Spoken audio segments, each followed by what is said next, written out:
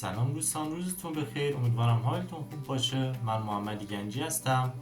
در این ویدیو در خدمت شما هستم با اپلای دانشگاه پارما ایتالیا. خب واسه اپلای این دانشگاه میام سرچ میکنم یونیورسیتی آف پارما ادمیشن 2025. اینو که سرچ کنم همین لینک اول میتونم وارد شم. من همین لینک رو داخل دیسکریپشن میذارم و میتونید ازش استفاده کنید. وارد صفحه بعدی میشم. داخل این صفحه شما یه لینک میبینید، وارد همین لینک بشید که من روش کلیک میکنم. وارد همچین صفحه میشید. داخل این صفحه یه پی دی اف هست، حتما اینو دانلود کنید و با دقت اینو بخونید که من دانلودش میکنم که مربوط به سال 2025 هستش. خب میام پایین ببینم چه اطلاعاتی داره. شما از این بخش میتونید ثبت نام رو انجام بدید و اپلای رو آغاز کنید. قبل از این کار میخوام ببینم مثلا مدرک زبان چی میخواد واسه این دانشگاه. ببینید اینجا مشخص کرده اگه مدرک زبان لول B2 بخواد واسه رشته شما، گفته واسه آیلتس میشه 5.5 به بالا و تافل میشه 87 به بالا. خب اطلاعات دیگه ای که هست مثلا ببینید اینجا واسه بچهای کارشناسی که میخوان اقدام کنن، اگه به زبان انگلیسی میخوان، اینجا نوشته رشته ها رو و ظرفیتش هم نوشته. اینا رو بخونید و واسه مقطع ارشد هم اگه من سرچ کنم یا همین کارشناسی ببینم چه مدارکی میخواد. بیام پایین. خب لیست مدارکی که واسه مثلا مقطع کارشناسی میخواد، گفته پاسپورت میخواد، مدرک همون پیش دانشگاهی که نه دوران دبیرستان میخواد و اینکه ریزنمرات رو میخواد و گفته اگه مدرک زبان هم لازم باشه باید آپلود کنید واسه دوران کارشناسی ارشد. که من سرچ کنم. واسه مقطع کارشناسی ارشد هم اگه ببینم اینجا هست. ببینید مثلا گفته مدرک میخواد، مدرک کارشناسی میخواد، ریزنمرات رو میخواد و اینکه اگه واسه کورسای ایتالیایی اپلای میکنی باید مدرک زبان لول B2 داشته باشی. واسه کورسای انگلیسی هم که همون مدرک زبان لول B2 میخواد و یه سری اطلاعات دیگه که خودتون میتونید این پی دی اف رو کامل بخونید. من میرم ثبت نام رو انجام میدم که اپلای رو شروع کنم. وارد بخش ریجستر میشم. از همین لینکی که اینجا هست رو این کلیک میکنم. وارد همچین صفحه میشید. اگه شما قبلا اکانت ساختید وارد بخش لوگین بشید و وارد وبسایت بشید. در غیر این صورت اینو بزنید و اینجا ایمیل خودتون رو وارد کنید که من ایمیل خودم رو میزنم.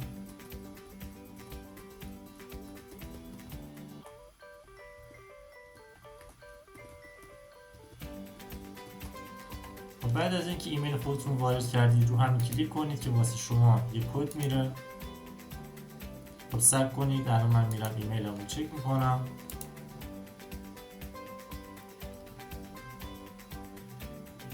خب رفرشش کنم ببینم ایمیل میاد واسه هم یا نه.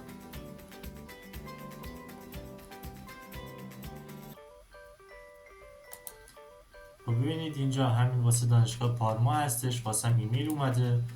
همین کد رو کپیش میکنم و اینجا پیست میکنم و این گزینه رو بزنید. خب وقتی وارد این صفحه شدید شما باید بیاید مشخصات خودتون رو وارد کنید که من اینجا این تیک رو میزنم که دانشجوی خارج از ایتالیا هستم.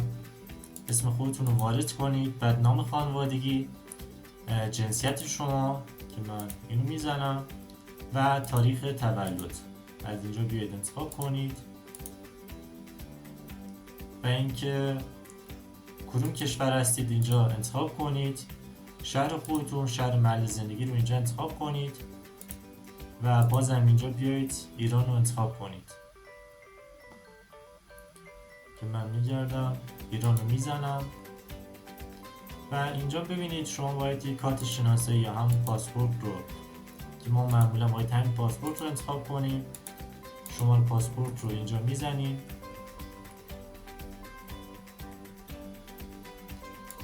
و اینکه همینجا مثلا ایران بزنید، کدوم کشور مثلا صادر شده یا مثلا هست داخلش نوشته نمیدونم ایمیگریشن اند پاسپورت پلیس یا همچین چیزی هست، اینم میتونید داخلش بنویسید و اینکه چه تاریخی صادر شده که من میزنم اینجا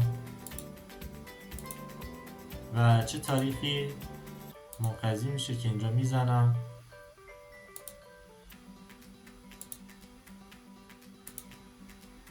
و بعد از اینکه همه این اطلاعات رو پر کردید طبق همون پاسپورت خودتون، وارد مرحله بعدی میشیم. این تیک رو بزنید و نیکس رو بزنید. خب اینجا یه سری مشخصات هست که خودتون باید پر کنید که من اینجا واسه ایران 98 میزنم و اینکه شماره تلفن خودتون اینجا پر کنید.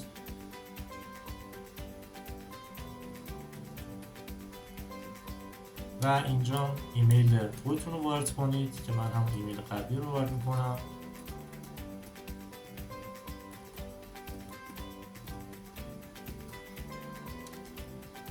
اینجا شما میتونید کد پستی خودتون رو وارد کنید یا کلا این اجباری نیست، نمیخواد چیزی بزنید، گفته فکس این نمیخواد بزنید و همینایی که اینجا گفته وارد کنید و اینجا همون آدرس خیابونی که زندگی میکنید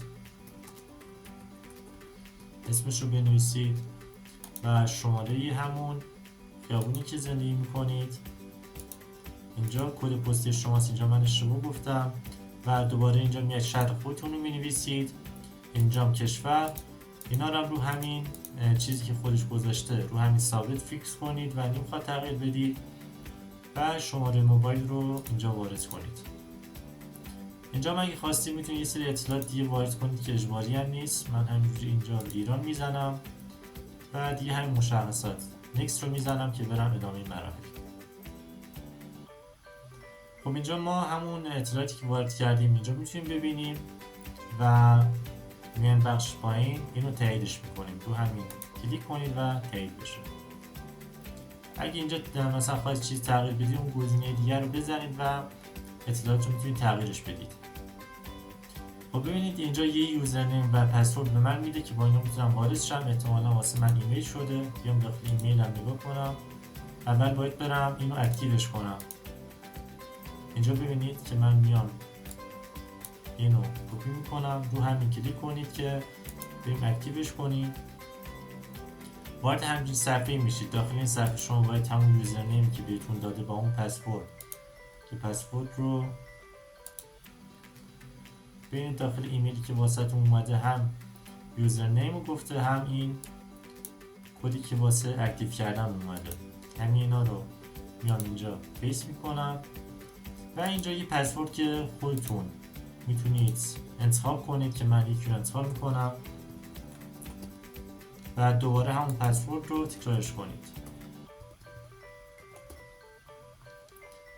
اینجا می‌نویسه که قابل قبول یا نه و اینو میزنم تاییدش میکنم.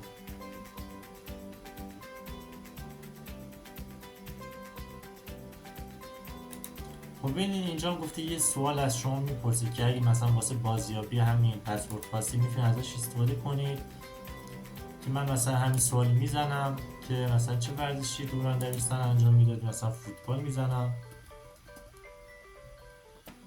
بعد از این اینو تاییدش بزنید. این هم ایمیل شماست، سعی میکنید که تایید بشه. خب بعد از اینکه شما همه اینا رو انجام دادید الان میتونید احتمالاً وارد بشین و لوگین کنید با همون یوزرنیم و پسوردی که ساختیم. رو همین کلیک کنید، لوگین رو بزنید که بریم وارد وبسایت بشیم. خب وارد همچین صفحه میشیم با همون یوزرنیم و پسوردی که خودمون انتخاب کردیم که من پسورد رو خودم انتخاب کردم. اینجا وارد میکنم، لوگین رو میزنم.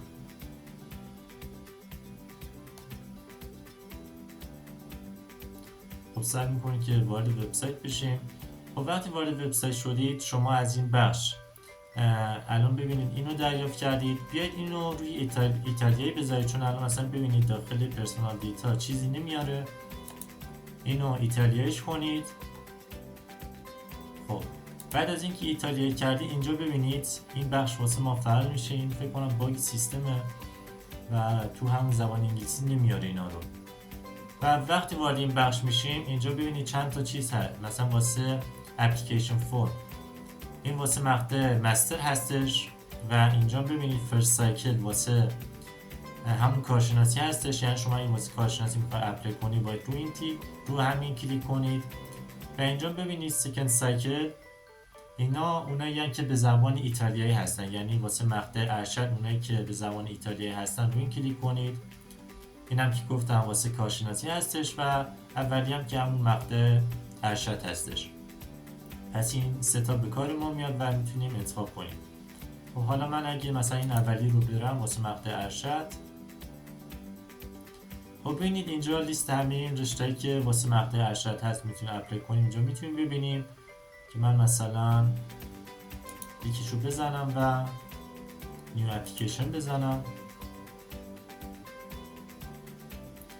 خب بعد وارد همچین بخشی میشیم. شما باید بیاید اینجا کپی پاسپورت خودتون انتخاب کنید. اینجا همون کورسی که انتخاب کردید این بالا مینویسه که من وارد میشم و کپی پاسپورت خودم رو اینجا آپلود میکنم. اینجا ببینید اگه رو همین شو لیست کلیک کنید همون سفارت فکر کنم، آره مربوط به سفارت و باید سفارت تهران انتخاب کنید که اگه این سایت باشه خودش مشخص کرده گفته طبق این لیست یکیش رو انتخاب کنید. خب شما اگه ببینید طبق همین برید جلو و بکنم ایران هشتمیناش باشه.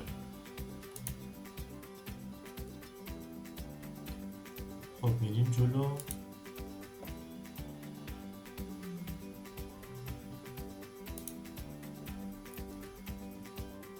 از این بخش پایین ببینید اینجا ایرانه، روی این کلیک کنید. اینجا مثلا نوشته که تهرانه واسه ما که ما همون تهرانی میزنیم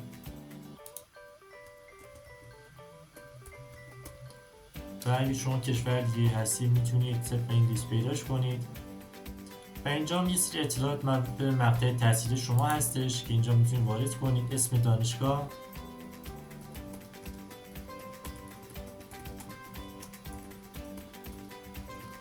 بعد از اینکه اسم دانشگاه رو زدید کدوم شهر بوده اینجا وارد کنید، کدوم کشور بوده که من ایران رو میزنم و اینجا مدرکی که گرفتید مربوط به کدومی که از ایناست که من مثلا مهندسی بوده اینو میزنم، کارشناسی مهندسی بوده. شما این چیزای دیگه بوده که میتونید بزنید و اینکه تاریخ فارغ التحصیلی، چه تاریخ فارغ التحصیل میشید یا شدید که باید اینجا وارد کنید که من مثلا اینجا میزنم 2023 و چند سال طول کشیده که اگه مثلا شما 8 ترمه یا 9 ترمه تموم کردید همون 4 سال رو بزنید، 10 ترمه شدید میتونید 5 سال رو بزنید و غیره.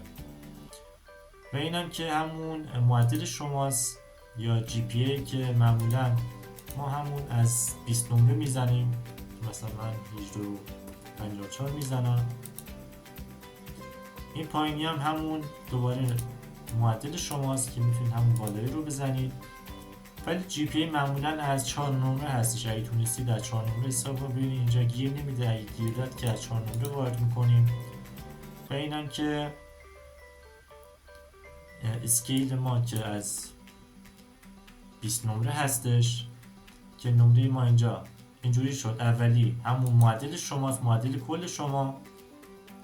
اینجا ببینید همون اسکیل شما که معمولا ما از 20 نمره هستش، نمره نهایی اینجا 20 وارد کنید و اینجا که همون نمره نهایی شما هستش که اینجا همون معدل خودتون رو وارد کنید و اینجا که فاینال گرید هستش 20 هستش و مدرک زبان لول B2 هستش. اگه مثلا لولتون B2 اینجا وارد کنید. اینجا ببینم یه جاش اشتباه نکردیم.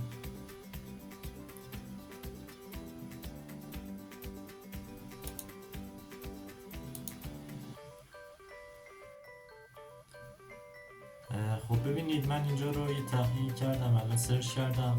همین اولی که نمره شماست و از 20 نمره، اینجا که ما نمره‌مون از 20 نمره است از 20 وارد کنید. بازم اینجا همون معدل شماست، معدل کل شما و اسکیل ما که 0 تا 20 هستش. به این صورت میتونید وارد کنید اینا رو و ادامهش که شما باید مدرک زبان لول B2 اگه دارید اینجا باید بزنید B2 و اینجا ببینید همون SOP یا انگیزنامه شما هستش که اینجا باید گفته 2000 کاراکتر ماکسیموم. اینجا وارد کنید که من مثلا یه همچین چیزی از خودم میزنم، ولی شما باید انگیزنامه خودتون رو اینجا بنویسید و آپلود کنید و بیشتر از 2000 کاراکتر نباشه.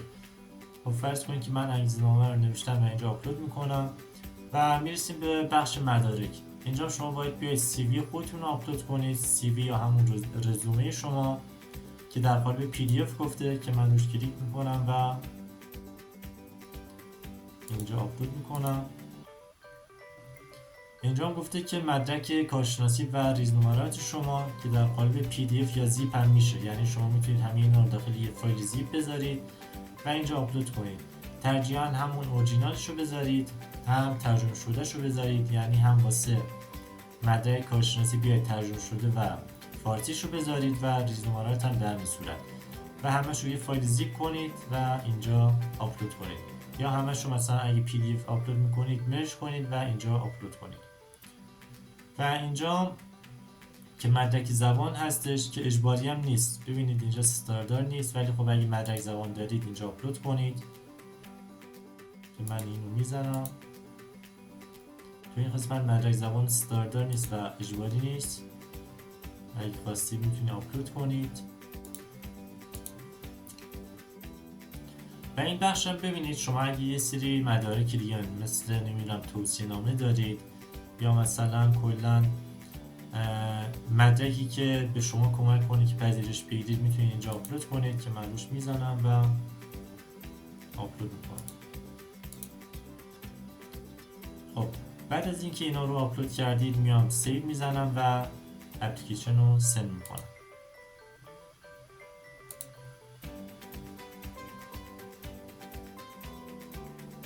خب سعی میکنیم که ارسال بشه. خب ببینید اپلیکیشن ما میگه با موفقیت ارسال شد و دیگه کاری نداره. و واسه بخش کارشناسی هم اگه بخوام یه توضیح بدم، گفتم از این بخش همین فرست سایکل وارد میشیم. خب از اینجا شما میتونید واسه همون کارشناسی مثلا بیاید رشته خودتون رو انتخاب کنید که من اینو میزنم و رو نیو کلیک میکنم. ببینید این بخش هم دقیقا مثل بخش قبلی هستش، هیچ فرقی نمیکنه. شما اینجا میایید تهران میزنی و اینجا مدارک شما همون مدرک دیپلم و ریزنمرات شما رو اینجا آپلود میکنید، در قالب فایل زیپ هم میشه. و اگه مثلا کورسش ایتالیایی باشه باید مدرک زبان ایتالیا آپلود کنید که اجباری هم هست، و اگر هم انگلیسی که مدرک زبان انگلیسی آپلود کنید. و اینکه اینجا گفته که باید تیکش رو بزنید که اگه مثلا مدرک زبان لول B2 آپلود کردید تیکش رو بزن، و اگه مدرک دیگه هم دادید که اینجا میتونید آپلود کنید و روندش هیچ فرقی نداره و واسه مقطع کارشناسی هم میتونید اپلای کنید. خب این از مراحل کامل دانشگاه پارما ایتالیا و اینکه ممنون میشم که ویدیو بنده رو لایک کنید. اگه چنل رو سابسکرایب ندارید حتما سابسکرایب کنید و آموزش‌های دیگر رو داخل دیسکریپشن هست که میتونید لینکش هست میتونید ببینید و واسه دوستاتون شیر کنید که از منم حمایت بشه. اگه سوالی داشتید حتما واسم کامنت بذارید، سعی میکنم در سریع‌ترین زمان جواب بدم و تا آموزش‌های دیگه خدا نگهدار.